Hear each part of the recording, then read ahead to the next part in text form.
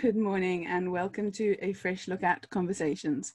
It's the 25th of July and I'm very happy to be joined today in this call by Frank, Shazia, Sandrine and Claire. And then we had a bit of a fresh look at resilience and what resilience means to us and our experiences. Yeah, thanks for joining us and I hope you enjoy the conversation. I had an email this week from someone saying, join this course and we can teach you how to help your child develop resilience. And I was like, is resilience being able to be, what is resilience? Is resilience being able to bounce back or to take the space or to, so like resilience to me looks like a sort of bounce back ability, isn't it? Like, okay, you get all caught up in something or something terrible happens or something happens, but fundamentally you're okay and you're strong enough to come through it. And through what I understand with this is that we've got that innate okayness all the time. We just forget it's there. And if that's true, is resilience something that can be taught? You know, like you saying there with your sister being really caught up and feeling like she needs to do something to be okay. But we can see that she is okay. She's just sort of forgetting it and getting really caught up. Do you know what I'm saying? I think Go on, Frank. To me, the bit that can be taught, in a sense, is the realization that it is already there and that you don't need to be fixed. You don't need to organize the fixing of yourself or to kind of seek fixing by somebody else. That's the bit that I think, you know, this understanding that we have, that we talk about, I think that's what that says, that appreciating that you've already got that capacity and that it will come through and that you don't need, in a sense, if you are trying to manage it, that's more likely to actually get in the way and interfere with your natural bounce back. You know, we talk about young kids and how they can be really upset in a moment and then the next moment they're playing and happy and joyful. And I think we're talking to that ability that all of us have to kind of switch. We have some new thinking and things look different and our experience is different. And that's happening all the time. But sometimes we kind of take on that whatever we're thinking about is super important and that we have to solve it. And by putting our attention on it, we kind of keep it around longer. So that to me is what we're talking about in terms of resilience. And I think just to add to that as well is that because this understanding is like largely unknown, I think people, like if you're like that course, Bron, like people seem to think that we need to go somewhere to get resilience. So then there's a course of how to do that in the same way that there are countless courses on stress management, because people think that stress is inevitable. And so you need to do your best to cope with it and manage it in the best way. Whereas what we know is that stress is an option. So I guess maybe that's also, so yeah, I completely agree with everything that Frank said in that it is something that exists in us and you can teach people to notice that, but maybe that's just not the angle that these guys who are running that course are coming from, because according to their map of the world, according to the way that they see things, you have to go somewhere to get resilience. So, hey, let's teach people where to go, if that makes sense. Yeah, I'm interested. It was 10 quid, so I'm signing up to see what they're saying, you know, just to see how it fits, if it fits, you know, yeah. But I was interested in that, like, what actually is it? And like you say, and it's not a case of necessarily not experiencing stress or not experiencing crappy situations or not experiencing things that make us feel like we can't cope, because they'll come. But with this understanding, we know that they don't they don't have to hold as much weight as what we've previously thought, maybe. Yeah. Oh, thanks. That's cool. I'm really excited to hear about it. Yeah. And I think on that, you know what just said on. So you know that crappy thing will happen, da, da, da, da. But actually, because I feel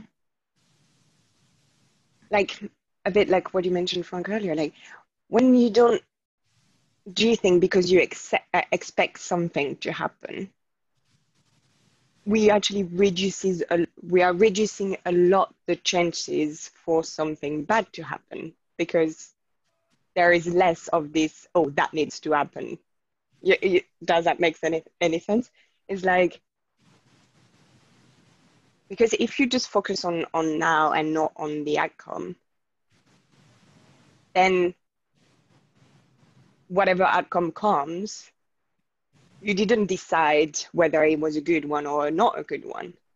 So actually, that's it. We reduce our chances of having bad days by default by having less expectations. So it's not that less bad thing will happen or that will stay there less often.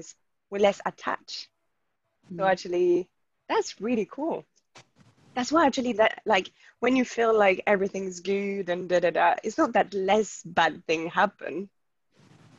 It's actually that maybe you're just less attached. And so you don't label thing as, oh, that's not what I wanted, because you didn't have that in the first place of what is it that really, I don't know.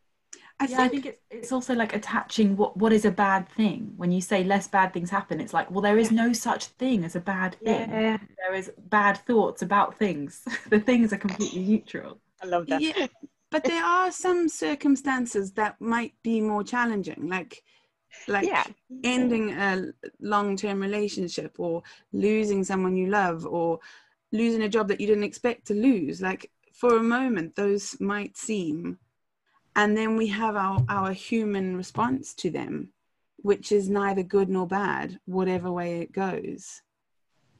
But it's what happens after that. Like that's what I'm seeing now, is like, if somebody told me when my brother died that, you know, you're just making up, not that this is what you guys are saying, but like, well, you know, you can have some sort of thing over whether you think this is a good or bad thing. Like, at the time, it was horrendous. And that experience there was completely natural and beautiful and human, how it played out. But what happened was what was interesting to me now is what happened after, like what happened 6 months, a year, 6 years after that, where I was still living in that what I'd, you know, like you say, that kind of sticky, awkward, uncomfortable, insecure, depressed, anxious state, you know. And that to me is interesting now to look at, is like, yeah, okay, well, the actual thing that happened, and I don't think I could have dealt with it any differently to how I did it, because at that stage, whatever was playing out naturally was playing out. But it was the after effects that would have been helpful to have known this, because I don't think I would have stayed quite as low for quite as long if I had some idea of what we're speaking to now. But what do you think was keeping you that? Why would that be different? Well, I thought I was broken. I thought, I've got PTSD, I've got trauma, I've got depression. Of course I'm going to feel awful because this has happened. And I was just so busy with that, trying not to feel. I didn't want to feel any of that. I didn't want to feel depressed. I didn't want to feel sad. I didn't want to feel like I couldn't cope. But because I didn't want all that, I kind of stayed stuck in it because I was resisting it. Do you know what I mean? I was trying to, like, okay, well, this is here and it's just the way it is, but I need to fix it because I don't like it. That also comes from, in effect, your interpretation of what all of that means. Because as long as you think you're broken, then going towards what you anticipate as more pain, more misery, more difficulty, more heaviness, that's not somewhere you're going to want to go, because you feel that everything's just going to, in a sense, get worse, intensify. You know, you might lose your shit completely if you allow yourself to go towards the darkness. But if your interpretation of what's going on is, this is perfectly natural, you know, I am going through a grieving process, what's showing up is showing up, but I also know it will pass. I know I will relate to this differently over time, and all those things. If you have that perspective on it, then allowing yourself to go towards it, if you know that you are ultimately not broken, if you know ultimately you cannot be lost to the darkness, then allowing yourself to just move forward with it is what enables you to come out the other side. And that, and indeed, is what's ultimately happened. You just kind of got stuck in the middle because you were afraid to go forward. But once you kind of, I guess, began to see that going forward wasn't the painful, ultimately painful thing that you were fearing it was, you allowed yourself to just kind of complete what you needed to complete. Is that? Yeah. And I think there's something in it to just genuinely not knowing. I genuinely didn't know that I was okay. I completely lost touch with all that. Everything just got so overwhelming. Everything. You know, that I just couldn't see how I could, it's. You didn't know then, but did you know kind of, because to me, part of how you came through that was because of, you know, the understanding we've been learning that you got a sense that you are okay, that you, in a sense, weren't broken, and that you could allow yourself to just go through it. And also recognizing that my experience, my everyday experience, was coming from what I was paying attention to. Yeah. And I was very much paying attention to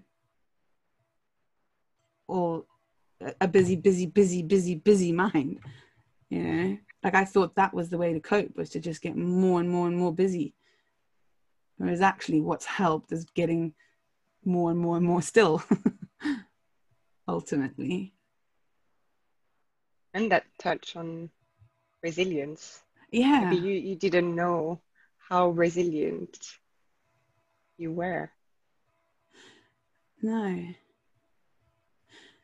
and it was funny because for a long time I was like, I've got to teach people that they're okay, and they need to just live their lives and like do everything that they want to do, because life is short. And it was just going so backwards, isn't it? Like yeah, you know, what's more, yeah.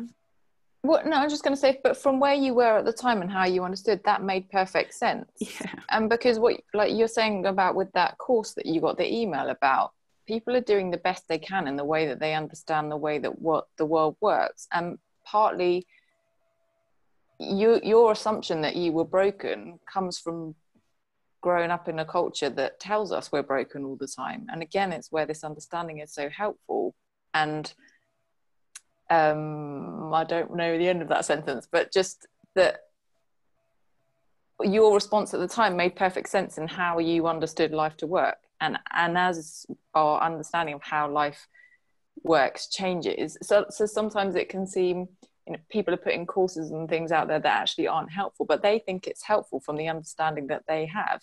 In the same way that what we're providing now, we think is helpful from our understanding, and as our understanding deepens, what we offer will probably change. Yeah. Yeah. And that is the common human factor, isn't it? It's like we are all doing the best we can with what thinking looks real to us at the moment. Exactly. That's true for every single person all the time. Just gorgeous. Love listening to you all. Thank you. And if thank you to those of you who are watching or listening. And if you want to have a chat with any of us more, on the afreshlookat.co.uk page, on the speak to practitioner, or I can't remember. Anyway, on our website, there's a link to, if you want to contact us to have a chat with us about anything. Free coaching calls, basically, with any of us who are on a freshlookat.co.uk. And we'd love to meet you and talk to you.